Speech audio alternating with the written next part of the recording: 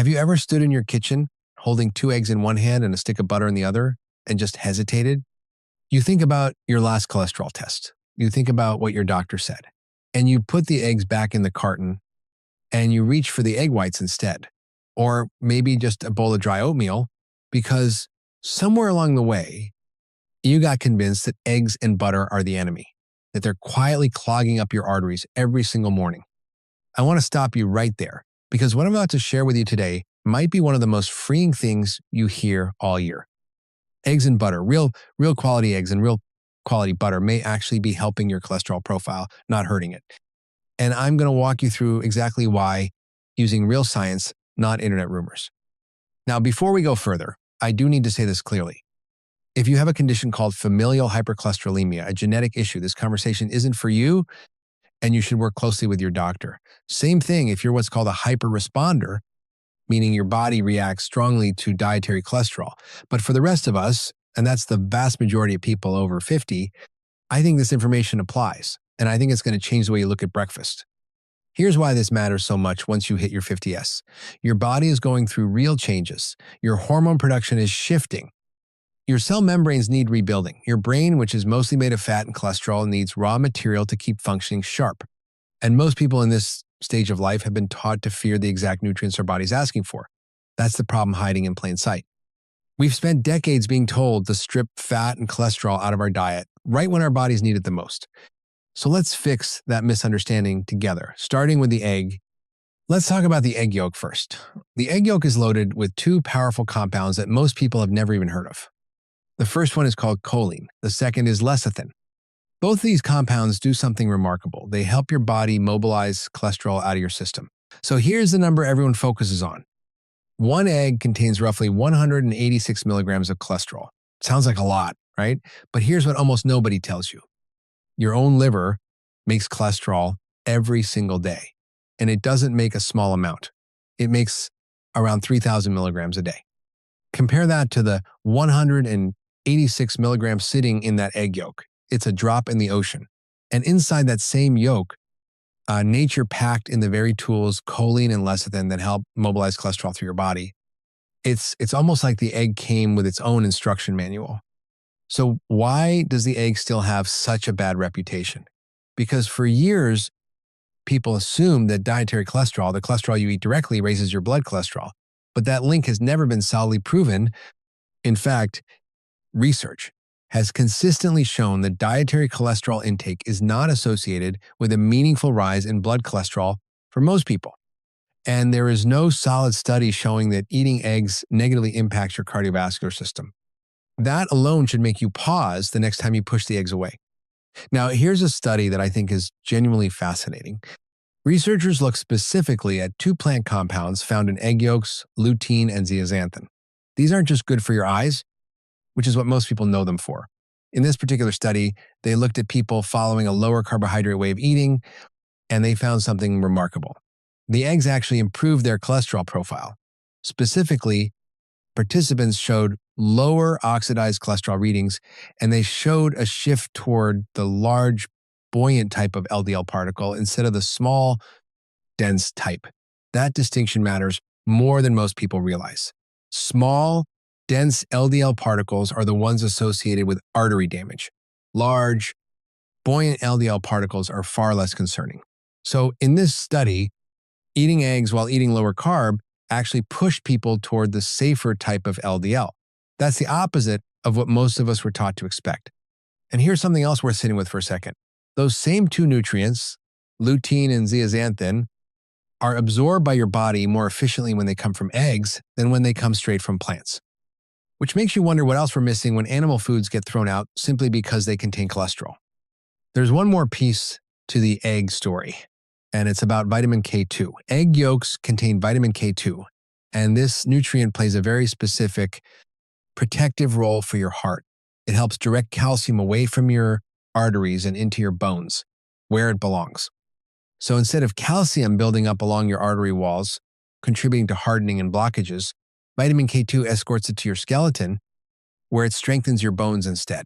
When you put all of this together, the choline, the lecithin, the lutein, the zeaxanthin, and the vitamin K2, the egg starts looking less like a threat and a lot more like one of the most supportive foods you can put on your plate for heart health.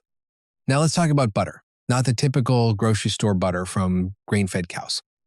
I'm talking specifically about butter from cows that are grass-fed and grass-finished. That distinction matters enormously. And if you can find butter that's also cultured, meaning it contains beneficial bacteria, that's even better because now you're getting an added layer of support. So why does butter still get blamed for heart disease when so many traditional cultures have thrived on it for generations? A big part of the answer comes down to two mechanisms that don't get talked about enough. The first is your microbiome.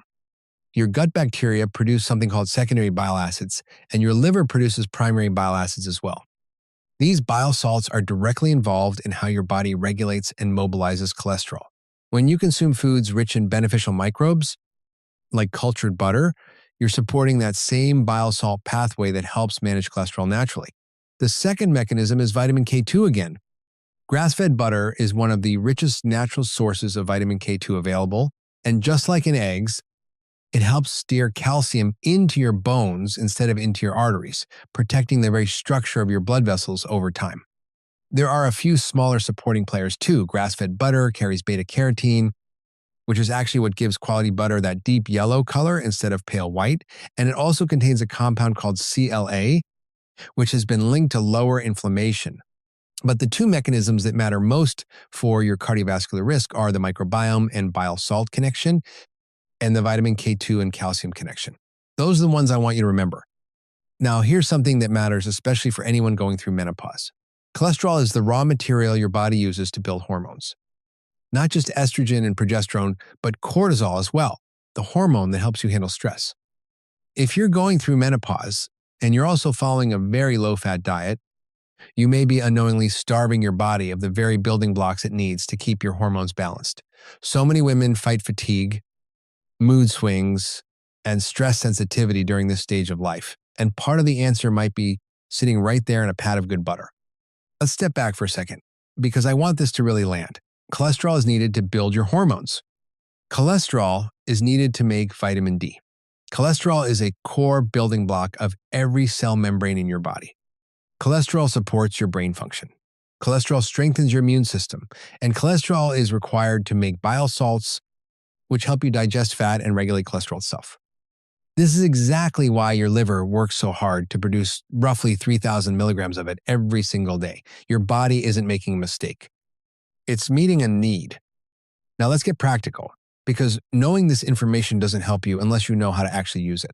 When it comes to eggs, look for pasture-raised eggs whenever possible, because the nutrient density, including the vitamin K2 and the beta-carotene content, is noticeably higher than in conventional eggs. The best way to eat them is with the yolk fully intact. That's where nearly all the beneficial compounds live. So skip the egg white only habit if your goal is heart support. Pairing eggs with vegetables, like sautéed spinach or tomatoes, gives you an even more complete nutrient package. One common mistake people make is drowning their eggs in low-quality vegetable oil when cooking them. Instead, cook your eggs in butter or a stable fat, which brings us right back to today's topic. When it comes to butter, always look for the words grass-fed and grass-finished on the label, not just grass-fed, because grass-finished ensures the cow ate its natural diet all the way through. If you can find a cultured, grass-fed butter, that's the gold standard. A common mistake is assuming all butter is created equal. Conventional, grain-fed butter simply doesn't carry the same nutrient profile. And who should be cautious here? Anyone with diagnosed familial hypercholesterolemia, anyone confirmed as a hyperresponder to dietary cholesterol, and of course, always check with your own doctor before making major changes, especially if you're managing existing heart disease. So how much and how often? For most healthy adults over 50, 1 to 2 whole eggs a day is a very reasonable amount. And there's no strong evidence that this raises cardiovascular risk in people without those specific genetic conditions. For butter, a tablespoon or 2 a day, used in cooking or spread on whole foods, is a practical and sustainable amount. Consistency matters more than perfection here. This isn't about eating a dozen eggs in one sitting. It's about steadily including quality eggs and quality butter as a normal part of your week, the way traditional diets did for generations before processed low-fat foods took over. So let's bring this all together. Eggs give you choline, lecithin, lutein, zeaxanthin, and vitamin K2, all working to support a healthy cholesterol profile and protect your arteries. Butter, especially grass-fed and cultured butter, supports your microbiome's bile salt production and delivers vitamin K2 as well, while also supplying the raw cholesterol your body needs to build hormones, especially important during menopause. This isn't a miracle cure, and I want to be honest with you about that. It's simply a simple, natural habit that lines up with real science, not fear-based headlines. Before you go, I want to know something from you. Drop a comment below and tell me exactly how many eggs you eat in a typical day right now. I read every single comment, and I'm genuinely curious how many of you have been avoiding eggs out of fear versus how many of you already eat them freely. If this video helped clear up some confusion for you, hit like, subscribe if you haven't already, and go check out the related video I've linked because it goes even deeper into everything eggs can do for your health. If you found this video helpful, please hit the like button. It really helps the channel. And don't forget to subscribe and hit the subscribe button so you don't miss the next videos. I love hearing your thoughts, so please subscribe and let me know what you think. Thanks for watching, and see you in the next video.